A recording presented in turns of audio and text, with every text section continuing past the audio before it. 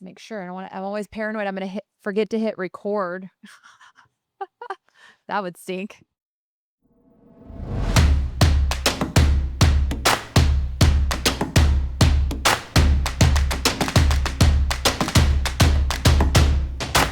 All right, let's go. Welcome back to episode 57 of the Now Making Moves in Real Estate podcast. I'm your co-host, Michelle, aka The General, alongside my beautiful co-host, C Twist. Yeah. And today we're bringing some East Coast energy to the show as we dive into the fast-paced, ever-evolving world of New York City real estate with a guest who knows it inside and out. With a 25-year career as a Wall Street analyst before transitioning to real estate in 2016, today's guest brings financial expertise, sharp market analysis, and strategic negotiation skills to every single deal. She was born and raised in Manhattan, has lived in some of the city's most iconic neighborhoods, giving her a firsthand understanding of the market's ebbs and flows. As a certified buyer representative and master certified negotiation expert, she helps clients make smart moves in New York City real estate. Her eye for design and market trends gives her a competitive edge in this high stakes market.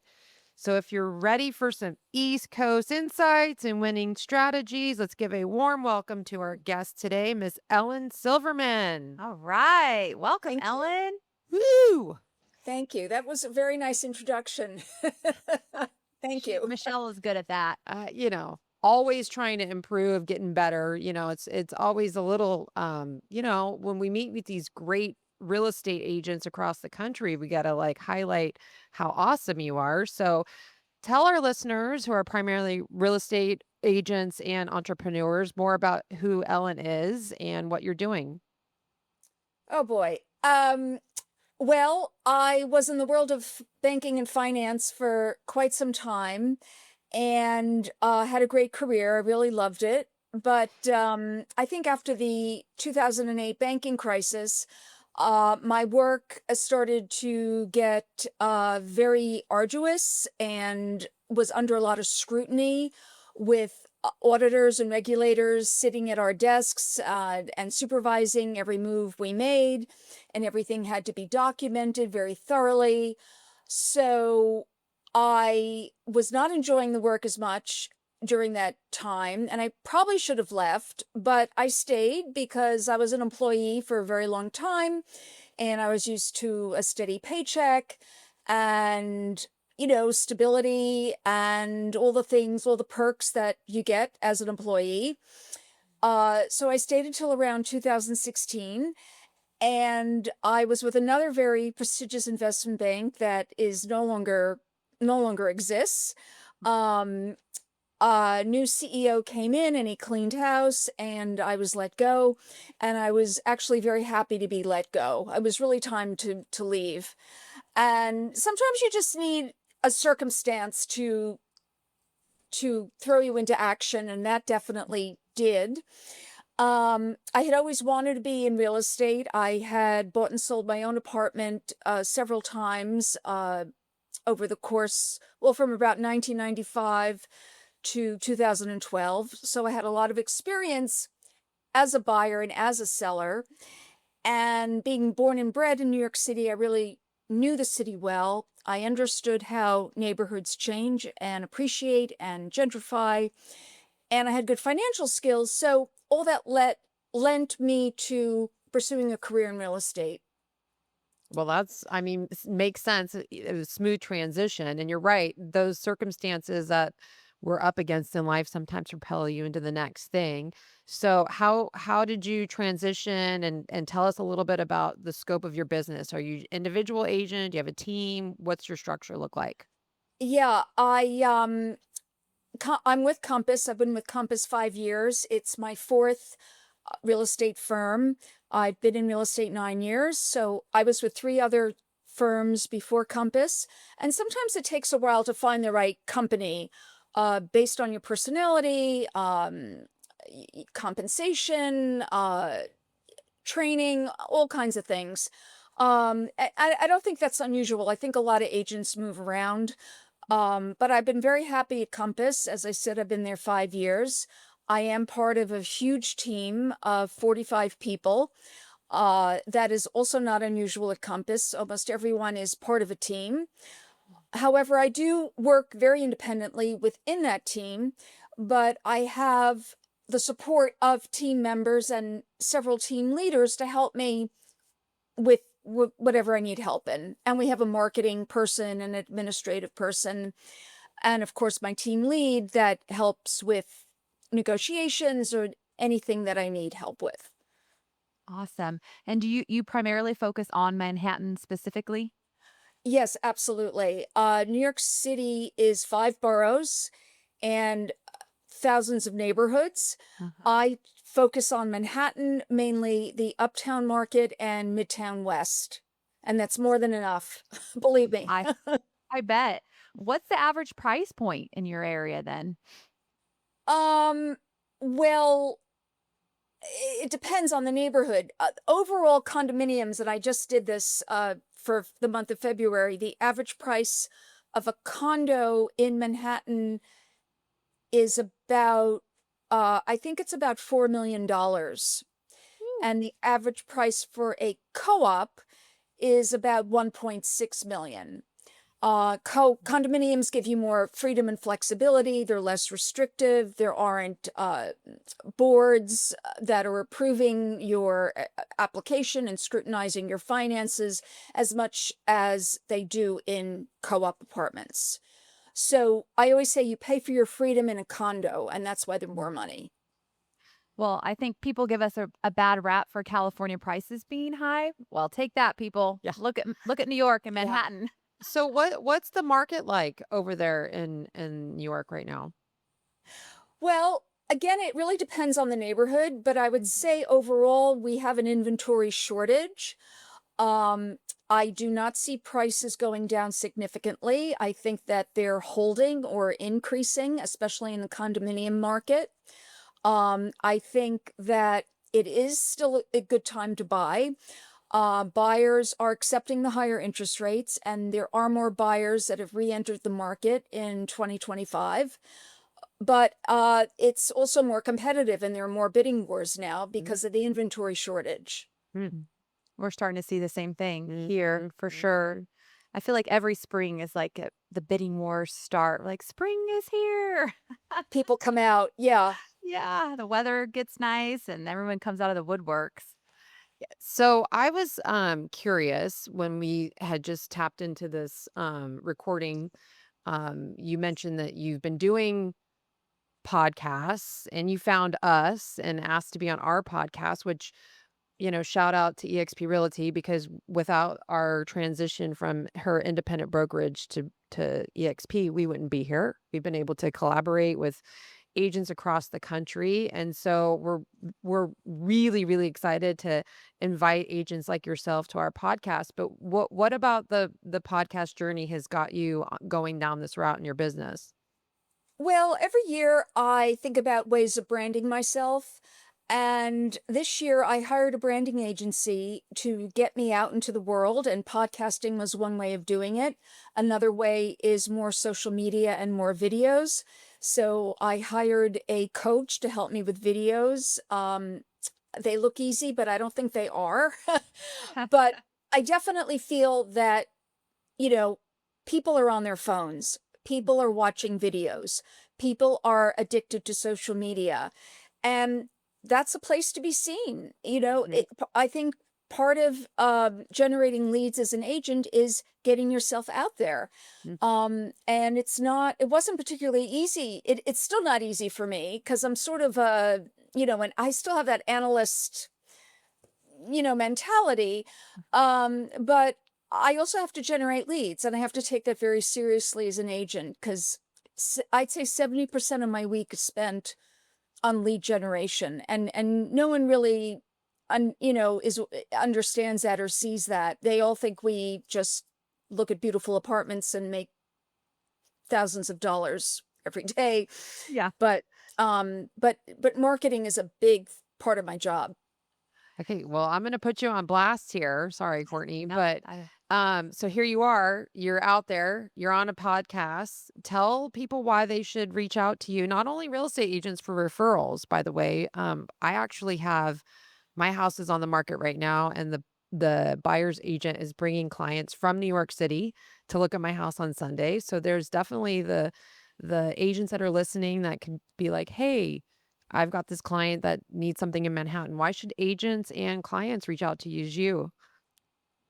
Well, I'm more of a buyer's agent than a sales agent. But basically I really know the city well, and I keep on top of new developments in all parts, not just Manhattan, but in also in Queens and Brooklyn in the Bronx. I love new development. I have a really good understanding of price appreciation if it's a good investment. And I have a good eye for construction and design and layouts and finishes. I see so many apartments. I know right away if something is well built, and that's just a sixth sense. It's not that I have a background as an architect uh or in the construction, industry, but you just know right away. You look at the quality of a door or the doorknob or the finishes, or the walls or the windows, and you can tell right away if something is really thoughtfully designed. Mhm. Awesome. Well, I want to circle back a little bit to a couple things. First, with the social media, because brand awareness is such a long game, right? It takes a while, and it's hard to know if people are seeing your brand and if they're recognizing it. Have you found, now that you've hired your coach and you've been focusing on the podcast and your social, that a lot of your lead gen is converting via like Instagram, for example? Yeah, I just started. This is like all new for me in the last 6 weeks, actually. But I am getting a lot more engagement on Instagram. Absolutely. When I post a video of myself, I definitely get more comments and likes and engagement. And so that is a positive thing. Um, I think it brings credibility to who you are, so people get to know you. And I definitely feel that it will lead to more sales. Yes. It helps, yeah, it helps build the trust. Yeah.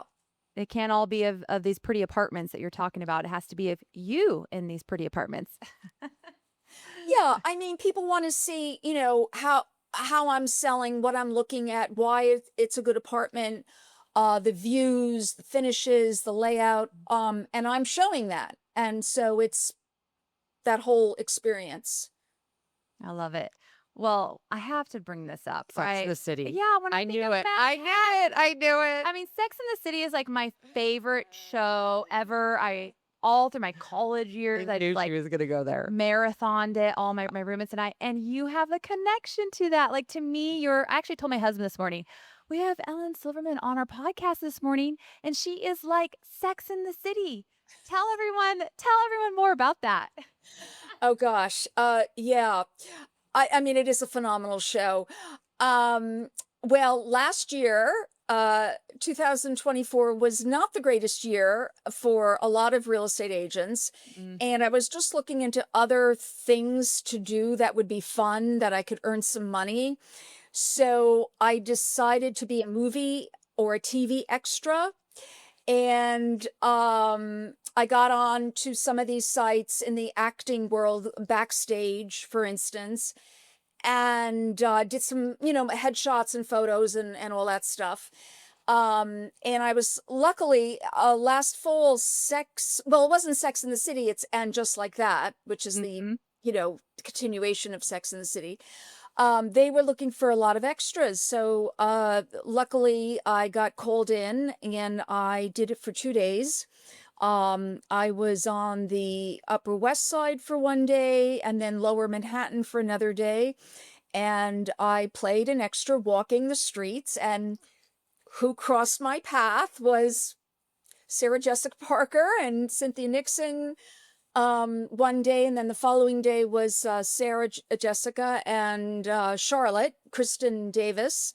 So it was a lot of fun. I got to work with a lot of other extras and everybody. I met other real estate agents. It was really funny. other real estate agents who were movie extras who also were having a crappy year. And it's a very fun environment. You get your makeup and your hair done, and clothes and wardrobe, and then you really get to meet the actors, and you really see them in real life, and in their fantastic clothes. Yeah, it was a lot of fun. So fun. Michelle, we need to do that. I want to go do that and then have a martini afterwards. I Right. mean, I'm down. Let's go. I love me some Let's go. NIC. Except I wouldn't recommend getting, like, stranded there by yourself, like, trying to get transportation back to New Jersey. That was not a smart move when I thought, but that was another Another time. story. Another story, different time. So, this one hasn't been to NYC yet. We need to get her out Airport. there. Oh, okay, Nice. okay. Yeah. I think the show really romanticizes the city in some ways, and I think young girls in their 20s probably don't have the income to buy Manolo Blahnik shoes every week and go out to dinner every night the way you see them, on the show. But a lot of it truly, all that does truly exist. So fun. It must be, like, super competitive real estate in New York City. Yes? I'm asked this every podcast. I was gonna say, it's gotta be. And You got Feels like Ryan. it'd be cutthroat. You got Ryan Serhant, and then who's the other Bravo? Frederick. yeah, he's in Miami at Frederick Well, Eklund. he's In like Miami. everywhere though. He's international. Doesn't he have like, overseas, New York City, Miami? They're like big, Yeah, maybe. California. Yeah, Yeah. yeah. Yeah. I mean, again, what you see on TV is often exaggerated, and it's entertainment, and it's eye candy. You see the most attractive agents in the most attractive clothes showing the most beautiful properties in the world. That is not every day in New York City. It really isn't. And I also think New York is fast paced and it can be competitive, but it's also it's enormous, and there's so many neighborhoods, and there's something here for everyone, and there's a lot of opportunity that brings. So as competitive and fast paced as it is, there's also something for everyone. And I try not to get caught up in the drama. I really just try to wake up every day and do what I need to do. And sometimes there is drama, mostly between other agents. And sometimes it works out and sometimes it doesn't. And, that's the way it goes. And honestly, I had plenty of bad days on Wall Street that were far more dramatic. So I don't know. I bet. Don't get that.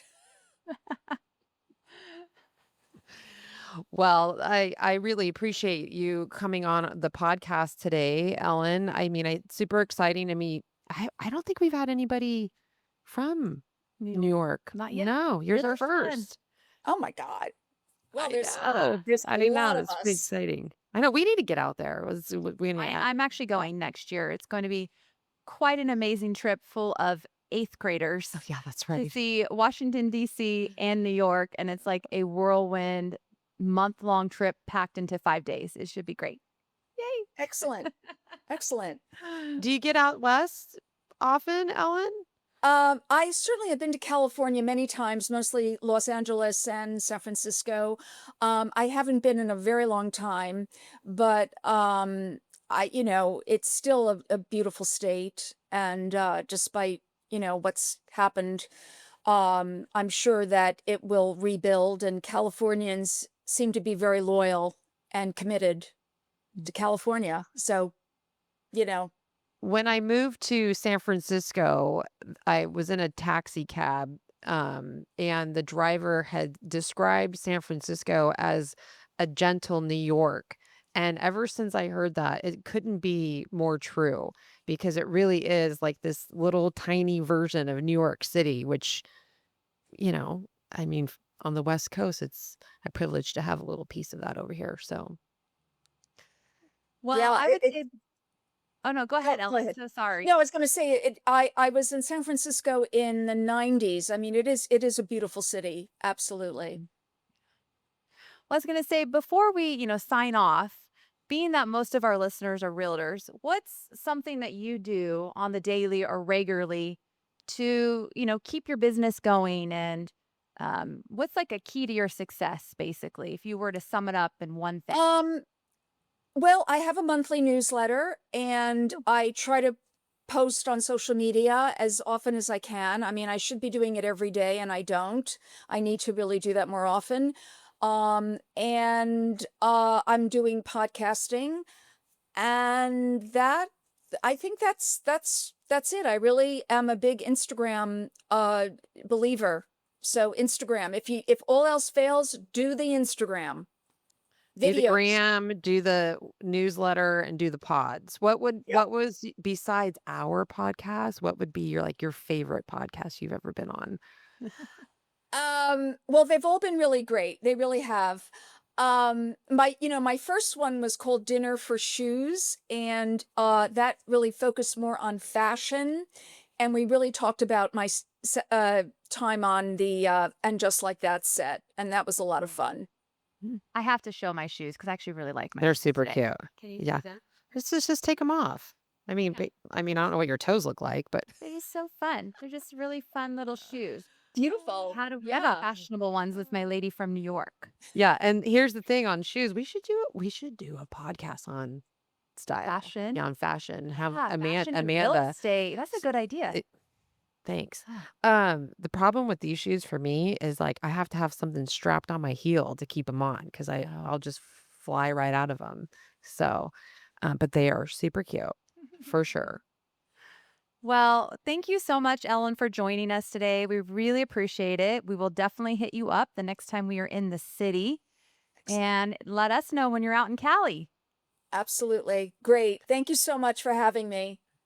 And You're for those listening, it's at Ellen Silverman on Instagram, right? At Ellen At Silverman. Ellen J. Silverman. Yes. Almost had it. Awesome. Well, make sure you guys look her up and follow, as well as following us, Ask the General and All Things Twist. And then you could also see this on the video on YouTube, on our YouTube channel. Give us some reviews, Yeah. please.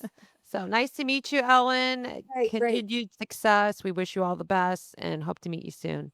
Thank you so much. Bye. So long. Bye bye.